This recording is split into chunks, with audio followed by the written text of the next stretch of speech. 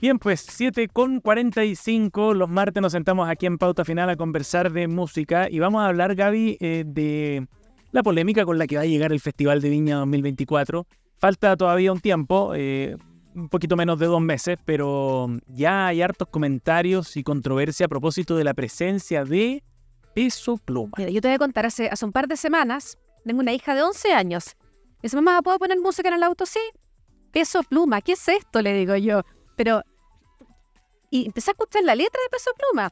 Pero bueno, yo creo que quién más que Ignacio Lira, nuestro columnista, editor de Radio Pauta, para contarnos sobre Peso Pluma. Y ella baila sola. ¿Cómo estás? ¿Cómo están? Ahí sí, hola, ¿qué tal? Sí, yo estoy probando micrófonos como si fuera yo Peso Pluma. Es que estoy instalándome acá con algo que solo ha ido creciendo durante el día. De hecho, a esta hora, mientras estamos hablando, la polémica detrás de la presencia de Peso Pluma en el Festival de Viña está alcanzando nuevos ribetes que ya tienen que ver más con la política y con el rol estatal de TVN, por ejemplo. Sí.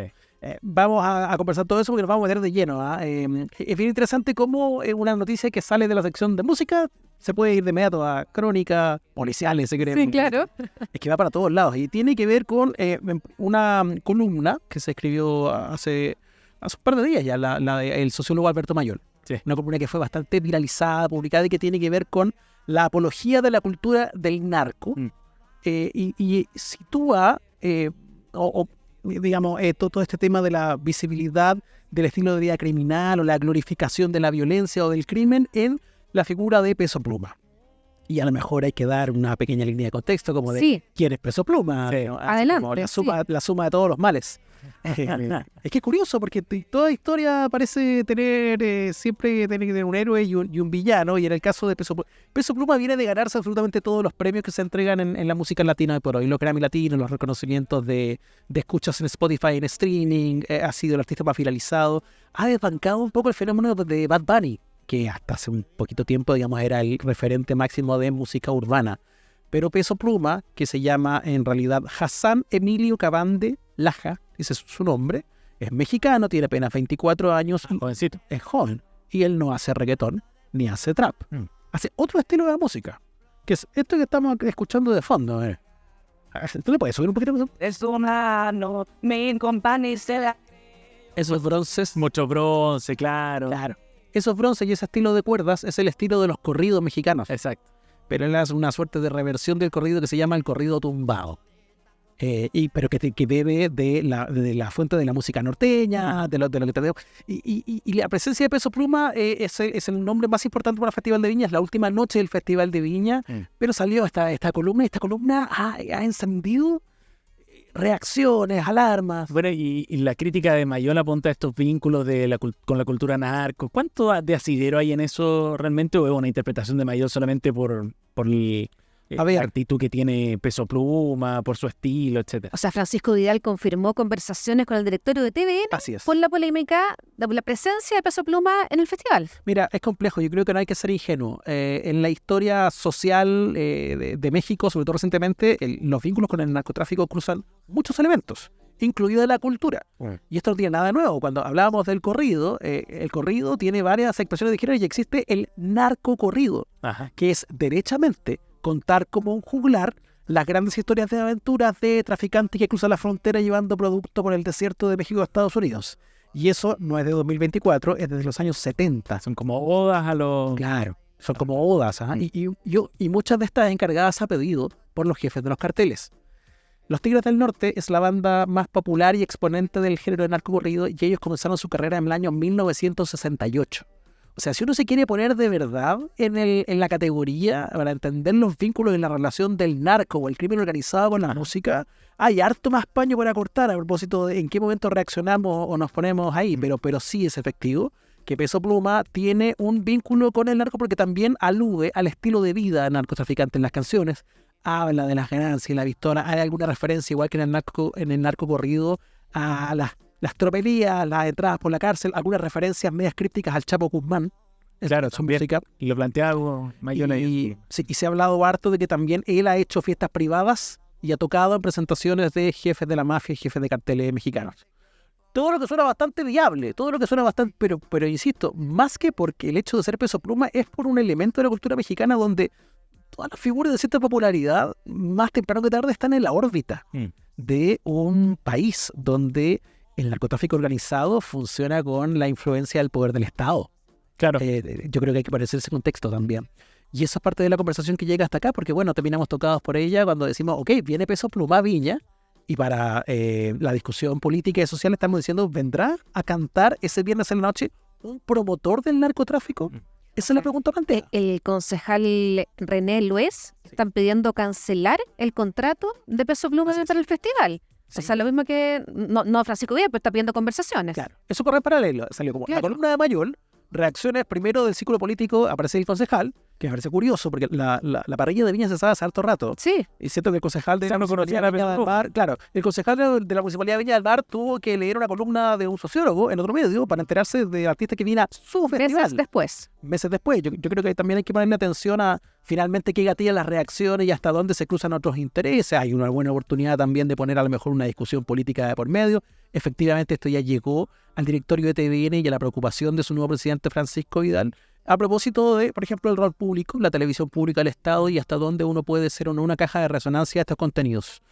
Pero es complejo. Yo creo que esta discusión tiene un montón de matices porque si uno trata de evaluar con esta lógica de decir, ¿sabes qué? Sí, efectivamente tus canciones hablan de la promoción de la violencia o el crimen o lo que sea.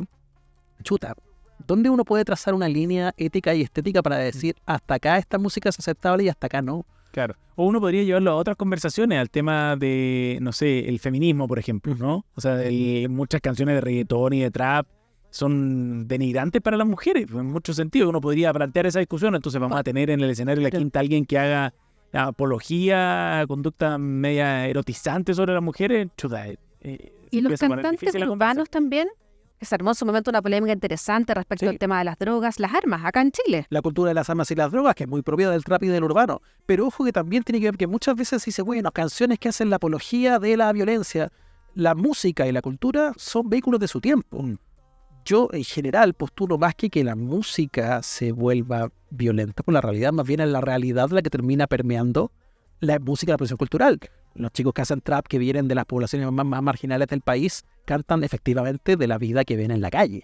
Ahora, si eso es parte de un discurso que debiese ser replicado por los medios, uno puede extenderlo a otros elementos de la discusión. Sí. Pero el cruce música-violencia tiene tantas décadas como la cultura popular. El famoso gangsta rap de los 90. Hace muchas columnas atrás, yo me acuerdo perfecto, con Seba Aguirre hablábamos de esto mismo, del cruce de narcotráfico, violencia, pandillas, con la famosa historia de los raperos como Tupac o Notorious B.I.G., que terminaron asesinados uno cada uno a finales de los 90, cuando eran los número uno de popularidad en Estados Unidos.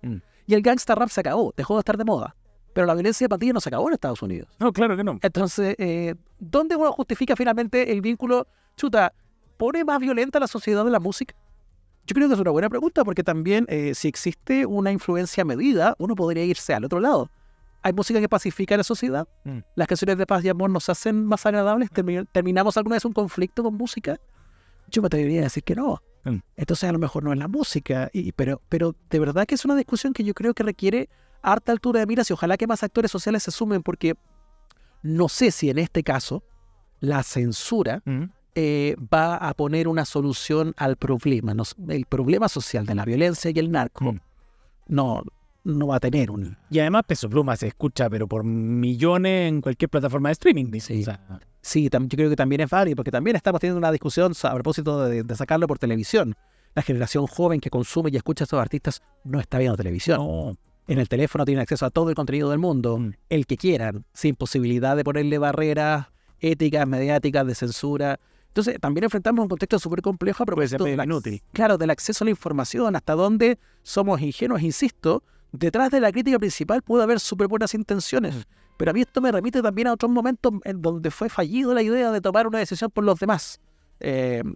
Iron Maiden en el año 92, acusado de satánicos, de venir a tocar al país y que iban a corromper a la juventud. Sí. También se terminó metiendo el gobierno de la época. El cardenal Medina por el lado de la iglesia y Belisario Velasco por el directorio. Entonces, gobierno. Y no estoy queriendo decir, por favor, que Iron Maiden y Peso Pluma son equivalentes para que no me vaya aquí a pegar ningún fan de Maiden. Lo que sí quiero es poner en contexto situaciones donde vamos a tener que conversar en una frecuencia distinta. Sí. Mi sensación es que solo el solucionamiento de la música no te va a resolver el problema. yo creo que uno tiene que ir a apuntar más allá. ¿Por qué finalmente las canciones más populares de la época están hablando de los temas que al mismo tiempo más nos preocupan como sociedad? Sí. Oye, interesante la discusión. Súper interesante el debate. Y, Sí. y buena prueba de entrada para Francisco Vidal. ¿Ah? Y es una súper buena prueba de entrada para Francisco Vidal, que, digamos, fogueado en otros campos de batalla, yo creo que acá va a tener que ponderar posiciones como esta Y porque además no solo depende de TVN, digamos, esto de por lo demás. está el municipio, está Canal 13. ¿Estás dispuesto a sacrificar a tu artista más popular? Por lo que ya agotó hace mucho rato las entradas y que probablemente genere el pic de rating del festival Exacto. para poder apoyar o no un discurso público. Continuará, Buen Está tema, bueno, está muy bueno. Solira. porque yo creo que esto va a seguir dando que hablar. Así que en otra columna lo abordaremos, ya más cerca de Viña. Ignacio Lira con nosotros aquí en Pauta Final en la columna de cada martes. Gracias, Nacho, que esté muy bien. Esté muy bien. Nos vemos. Gracias.